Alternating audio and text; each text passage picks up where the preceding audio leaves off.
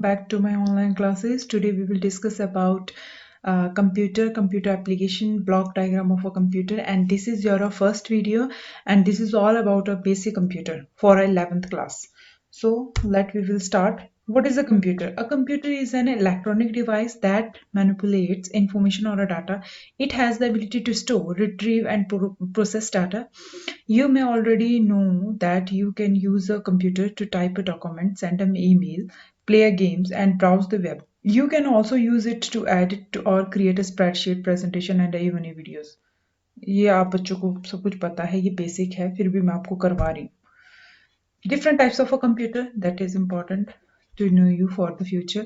Desktop computer, many people are used desktop computers at a work, home, and school. Desktop computers are designed to be placed on a desk, and they are typically made up of a few different parts including the computer case, monitor, keyboard, and a mouse. जैसे कि आपको पता है कि इसके लिए क्या है, डेस्क की ज़रूरत होती है. हम इसे अपने बेड पे यूज़ नहीं कर सकते या फिर कहीं भी हम इसे कैरी नहीं कर सकते. Second one is a laptop computer. The second type of a computer you may be familiar with is a laptop computer, commonly called a laptop, and laptops are battery powered computers and that are more portable than a desktop, allowing you to use them almost anywhere.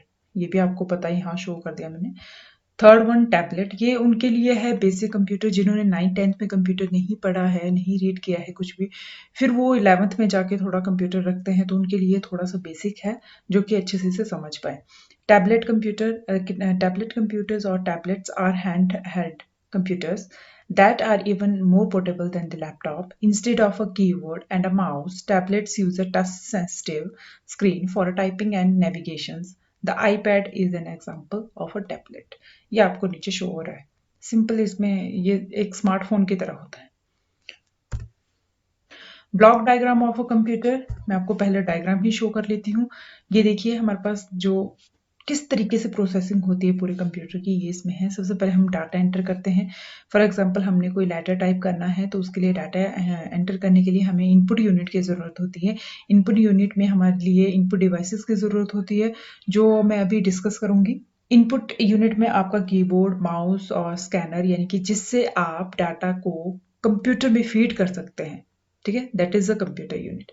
Then आपका storage unit आ गया. Storage unit में जो भी आप type करेंगे, save करेंगे, उसके लिए क्या है, आपकी स्टोरेज की भी ज़रूरत है जिसमें आपकी ये मेमोरीज आ जाती हैं. ठीक है, यानी कि सेकेंडरी मेमोरी, प्राइमरी मेमोरी, यानी कि ये सारा मैं अभी आपको करवाऊंगी मेमोरीज के बारे में. आगे जो है इसमें सीपीयू का पार्ट जो होता है मेन, उसमें कंट्रोल यूनिट भी होता है, अर्थमेटिक यूनिट भी होता है. ठीक है, यानी कि 3 पार्ट्स होते हैं मेन हमारे, ये भी मैं डिस्कस करूंगी अभी. 3 पार्ट्स यानी कि control unit, ALU and memory unit. यानी कि स्टोरेज का मीन मतलब है आपकी मेमोरी जिसमें आप स्टोर करते हैं. देन लास्ट आपकी प्रोसेसिंग होती है, वो आपकी इंफॉर्मेशन होती है, यानी कि आउटपुट यूनिट. जैसे कि आपकी आउटपुट किस पे शो हो रही है, अभी स्क्रीन पे शो हो रही है, दैट मीन्स मॉनिटर आपके आउटपुट दिखा रहा है आपको, प्रिंटर आपके आउटपुट निकालता है, स्पीकर्स आपको सुनाता है, यानी कि कोई भी चीज अगर कोई बोल रहा है तो क्या वो इनपुट किसके थ्रू जाएगी, माइक्रोफोन से, और सुनेंगे कहाँ से, स्पीकर से. तो हमारे आउटपुट हो गए. ये हमारा सिंपल ब्लॉक डायग्राम है, इसको मैं आपको ब्रीफली समझा देती हूँ.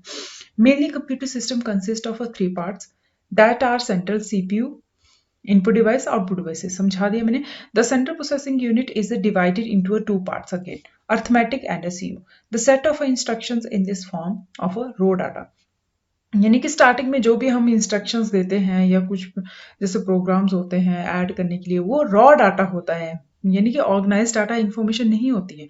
A large amount of a data is stored in the computer memory with the help of a primary and secondary storage devices. The CPU is like the heart और brain of the computer. ठीक है, क्योंकि जो हमारा CPU है उसके बिना हमारा कंप्यूटर कुछ भी नहीं कर सकता. ओके, क्योंकि हम जैसे ही कोई चीज़ टाइप करते हैं तो क्या है, हम उसे पीसी पे लेकर आते हैं, यानी कि अपने मॉनिटर पे. देन वो क्या करता है, उस चीज़ को सीपीयू में प्रोसेसिंग के लिए डाल देता है. तो हमारा जो है, जैसे हम सोचते हैं सारा काम अपने दिमाग से करते हैं, वैसे ही हमारा कंप्यूटर जो है सारा काम सीपीयू के थ्रू करता है. The user does not get the desired output without the necessary options taken by the CPU.